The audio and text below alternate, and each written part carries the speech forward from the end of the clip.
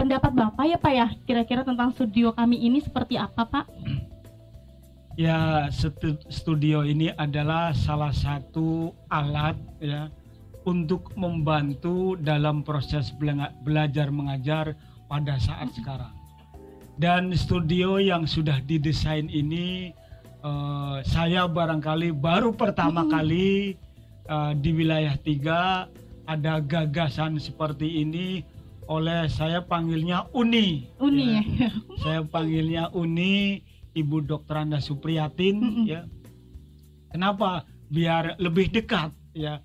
Ada hubungan emosional, ada hubungan komunikasi, sehingga tidak ada sebuah penyekatan antara kepala sekolah dengan kepala cabang Dinas Pendidikan Wilayah 3. Diharapkan studio ini dapat terus berlanjut ya, dapat terus berlanjut. Artinya bukan hanya pada saat ini, tapi mungkin kalau sudah COVID ini sudah selesai, mungkin ada sebuah strategi baru, ada sebuah desain baru. Kira-kira studio ini akan dikemanakan, nah, akan dijadikan apa? Dan saya yakin bahwa zaman teknologi ini adalah zaman yang serba canggih ya. Kalau bahasa Sunda, canggih can kepanggih ya. Nah, benar Pak. Karena apa? Setiap menit, setiap jam, setiap hari terjadi sebuah perubahan, terjadi sebuah inovasi yang tentunya diharapkan dapat memberikan sebuah inspirasi yang positif, dapat memberikan sebuah frame of reference, kerangka berpikir bagi seorang khalifah, khususnya guru-guru yang cara rantik dan garerili serta kararasep. Itu barangkali pewawancara yang cantik juga ini. Aduh, alhamdulillah amin. Mbak Dara ya. Iya Pak. Mbak Dara Ratih Irani ya. Iya. Nah mungkin itu pendapat dari Bapak ya. Oh ya Pak, ini juga studio kami ini tindak lanjut ke depannya Pak. Kami kan ada Teva Teaching Factory. Nah nantinya iklan-iklan yang akan kita tawarkan itu di media sosial, kita di sini Pak syutingnya gitu. Oh gitu. Untuk tindak lanjut ke depannya. Oh alhamdulillah. Dan untuk guru-guru Bapak PJJ-nya, pembelajaran jarak jauhnya. Jadi setiap harinya nanti guru bergantian nih, kita menjelaskan ke siswa, siswanya standby di YouTube. Seperti itu. Gitu. Jadi YouTube live streaming. Betul. Alhamdulillah. Iya. Gitu.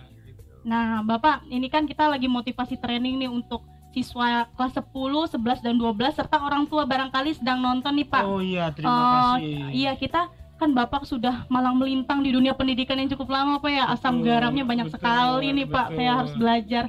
Yeah. Nah, minta motivasinya dong, Pak, untuk anak-anak yang sedang di rumah, orang tua, karena mereka sudah tidak sabar ingin tatap muka aja gitu. Kan sekarang kita belum bisa tatap muka ya Pak ya, masih pembelajaran jarak jauh. Nah, Bapak motivasinya dong untuk anak dan orang tua. Untuk anak-anakku, untuk adik-adik yang ada di rumah, ini bukan merupakan sebuah hambatan, ini bukan merupakan sebuah kendala, bahwa ini adalah sebuah cobaan. COVID ini adalah makhluk seperti apa sih? COVID ini binatang seperti apa sih? Kita coba maknai dalam sebuah kehidupan, bukan dijadikan sebuah permasalahan bahwa dengan adanya COVID ini maka kita berhenti belajar. Dengan adanya COVID ini maka kita stagnasi belajar.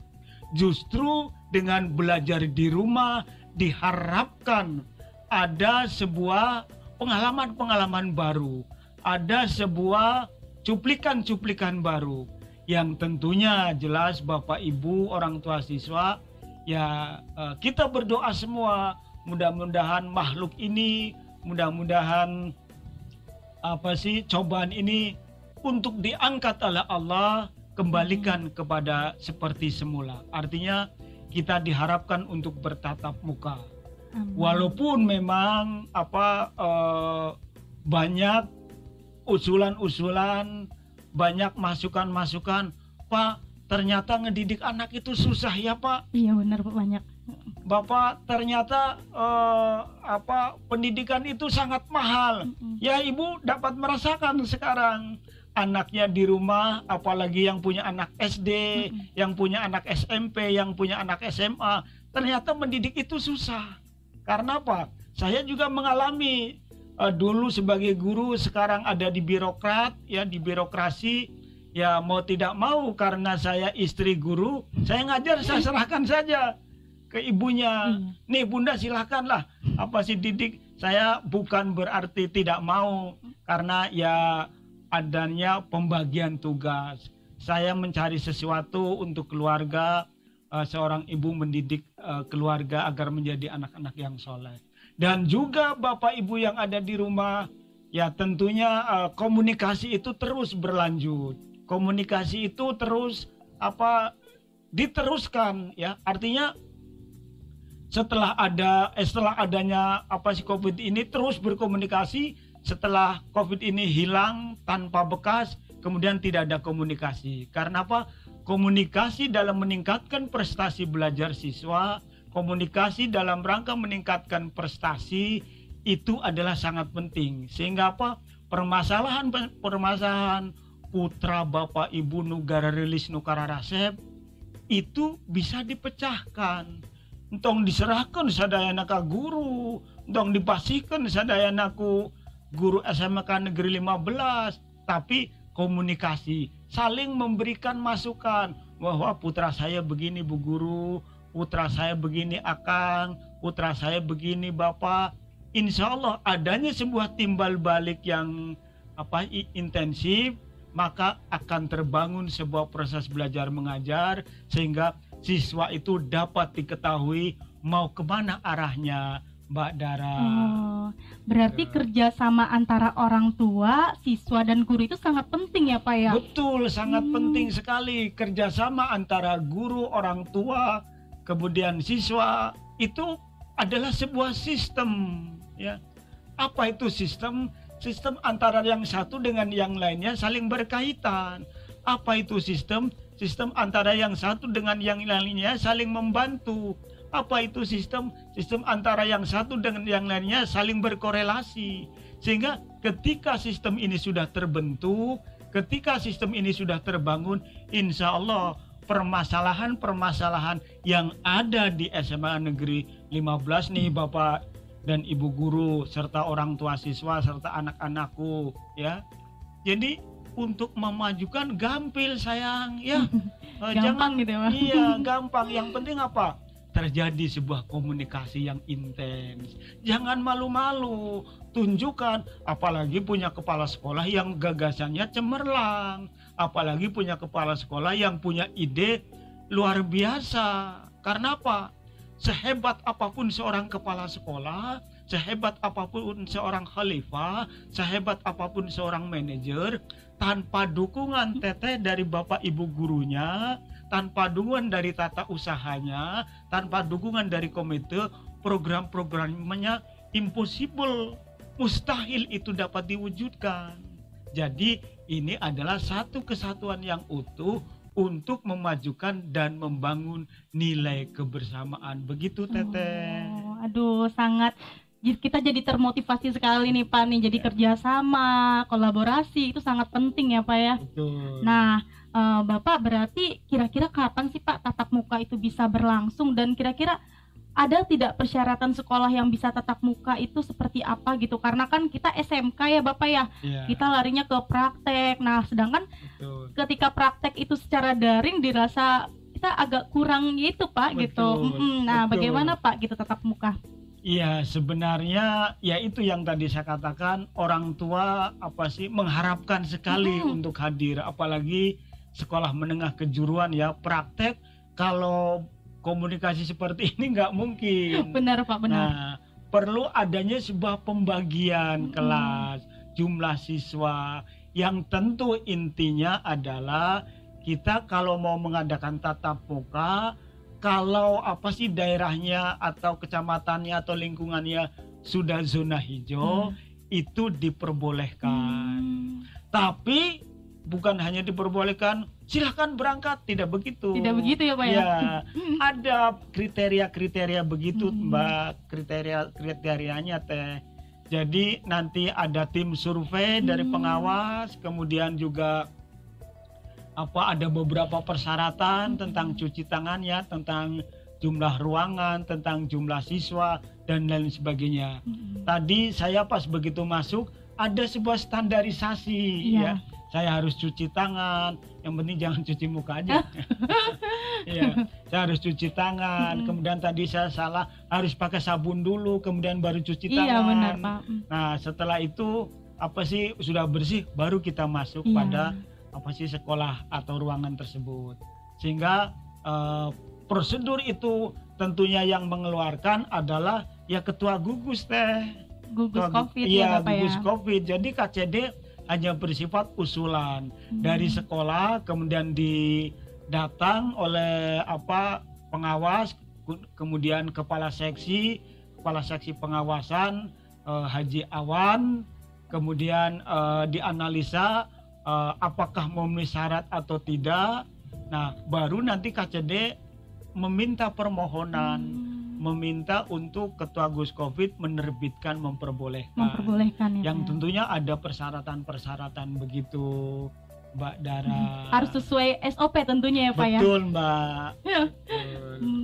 Nah itu tuh sudah dengarkan anak-anak dan orang tua di rumah. Jadi untuk tatap muka kita tidak boleh langsung tatap muka gitu ya Pak. Betul. Ya, tapi harus ada prosedur dan ketentuan yang harus dijalani gitu, seperti itu. Nah, Bapak itu kan tadi udah nih untuk anaknya, untuk orang tuanya. Nah, sekarang motivasiin guru-gurunya nih Pak, pendidik nih. Saya sendiri, aduh Pak, aduh gimana nih gitu kan. Kiat-kiatnya sih supaya pembelajaran jarak jauh ini guru-gurunya juga semangat gitu loh Pak.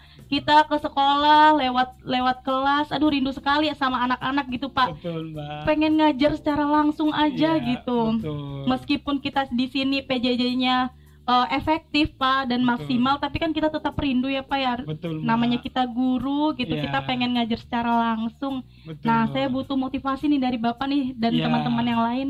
Untuk sahabat-sahabat saya, guru-guru, kemudian khususnya SMK Negeri 15 Bapak. Oh iya, SMK Negeri 15, dengan adanya fenomena ini, dengan adanya kejadian ini, justru kita memberikan sebuah giroh, memberikan sebuah semangat. Yang tadinya guru-guru TBC itu bisa komputer. Nah, gaptek gitu Pak. Gaptek yang jarang pegang laptop, kadang-kadang laptop baru beli disimpan di lemari 2 tahun, tahu-tahu dibuka banyak sawang, laba-laba dan sebagainya. Dengan kejadian ini mengingatkan kita. Jadi mau tidak mau seorang guru harus mengikuti teknologi, harus mengikuti perkembangan iptek, harus mengikuti alat-alat yang hebat ya. Sehingga kita tidak ketinggalan. Kita kan mungkin Mbak Dara dengan teknologi seperti ini, kejadian di Jepang, kejadian di Belanda bukan sehari 2 hari, seminggu 2 minggu baru bisa dilihat. Ketika ada sebuah kejadian di luar negeri, ketika ada sebuah insiden di negara lain, kita sudah bisa melihat, subhanallah ini kejadian yang luar biasa, subhanallah ini kejadian yang yang bisa dijadikan sebuah, mungkin kalau yang baik bisa dijadikan sebuah ilmu. Nah, jadi bagi guru-guru, wayahna teteh ece akang ya, wayahnya jangan sampai bisa komputer sama sekali, sebuah tuntutan. Makanya ini adalah salah satu tantangan. Pemerintah memberikan sebuah dorongan, pemerintah memberikan sebuah motivasi, pemerintah juga membantu kepada sekolah-sekolah walaupun tidak 100%, tapi ini adalah salah satu bentuk perhatian Gubernur Jawa Barat Bapak Muhammad Ridwan Kamil untuk terus memperhatikan. Dan alhamdulillah bahwa kepala dinas sekarang Pak Dedi Sopandi yang baru beliau juga memberikan motivasi, memberikan stimulan, memberikan dorongan kepada para birokrasi untuk terus memberikan motivasi, dorongan kepada guru-guru agar tetap eksis. Dan saya mengucapkan banyak terima kasih sekali kepada Kepala Dinas Pendidikan yang baru, Kang Dedi Sopandi, yang penuh dengan pengalaman, yang penuh dengan dedikasi, mampu memimpin kami sehingga kami minimal dapat mengimbangi, kami minimal dapat meneruskan dan dapat menyalurkan gagasan-gagasan yang Pak Kadis sampaikan, terutama kepada Bapak Gubernur Jawa Barat, Kang Ridwan Kamil. Terima kasih sekali atas bantuan-bantuannya terhadap sekolah-sekolah di Jawa Barat, khususnya SMA dan SMK khususnya, tapi sekolah-sekolah yang lain juga ada perhatian. Begitu Mbak Dara. Waduh, sangat bermanfaat sekali Bapak yang Bapak sampaikan. Aduh, saya ini banyak belajar dari Bapak Kasmadi ini loh Pak. Ya. Nah, untuk terakhir nih Bapak, sekaligus penutup podcast kita pada hari ini, pesan dan kesannya dong Pak, untuk studio kami ini, harapan Bapak untuk studio kami ini. Kesan dan pesannya, studio ini jaga dengan baik ya. Kemudian operasionalkan sesuai dengan fungsinya. Kemudian pelihara guru-guru, teman-teman yang betul-betul menguasai tentang teknik ini teh ya. Karena apa? Kalau tidak menguasai, tidak memahami studio ini yang sudah bagus begini, sayang. Karena apa? Ini aduh subhanallah, tidak dibayangkan berapa ini. Benar Pak. Nah, oleh karena itu pemeliharaan terutama, mungkin saya mengharapkan ke Ibu Kepala Sekolah. Nih Ibu Kepala Sekolah apa sih yang lincah nih, kepala sekolah yang lincah, yang tangguh, hebat Pak. Uni, selamat meneruskan program-program yang baru, selamat meneruskan gagasan-gagasan yang baru yang tadi saya sampaikan, minimal dapat ditiru oleh SMA yang lain. Amin. Khususnya SMK, tidak menutup kemungkinan kalau sudah YouTube kan sudah. Iya benar Pak. Ini barangkali Mbak mutu pendidikannya ya Pak, betul, ya jadinya lebih pendidikan. Jadi bisa dijadikan sebuah contoh untuk terus berkarya dan berkarya. Dan insya Allah guru-guru di SMK Negeri 15 Kota Bekasi, saya yakin mendorong untuk kemajuan pendidikan. Atur nuhun Mbak Dara. Atur nuhun juga nih Bapak Kasmadi yang sudah menjadi narasumber motivasi training kita pada siang hari ini. Bapak jangan pernah bosan ke sini ya Pak ya. Nanti saya gimana ada panggilan, saya si Matupang. Apa tuh Pak? Siap main, tunggu panggilan. Aduh. Bapak semoga sehat selalu. Atur nuhun Mbak Dara. Dan mungkin itu diskusi interaktif kita dengan Bapak Kasmadi, MMPD, Kepala KCD Wilayah 3. Jangan lupa like and subscribe ya anak-anak dan orang tua yang sudah menonton. Saya kembalikan kepada Kakak Hani dan Ibu Rona. Oke. Hai teman-teman, gimana tuh tadi diskusinya? Seru kan? Semoga apa yang diucapkan oleh Bapak Kasmadi sebelumnya bisa membuat kita termotivasi dalam bertambahnya semangat belajar di masa pandemi COVID-19 ini, Bu. Iya, buat teman-teman yang menonton, kami ingatkan kembali untuk like, comment, share, and subscribe YouTube channel SMK Negeri 15 Kota Bekasi, agar YouTube channel sekolah kita bisa dikenal banyak orang. Saya Stephanie Hawa dan saya Rana Gokma Maulida pamit undur diri. Wassalamualaikum warahmatullahi wabarakatuh. Bye-bye.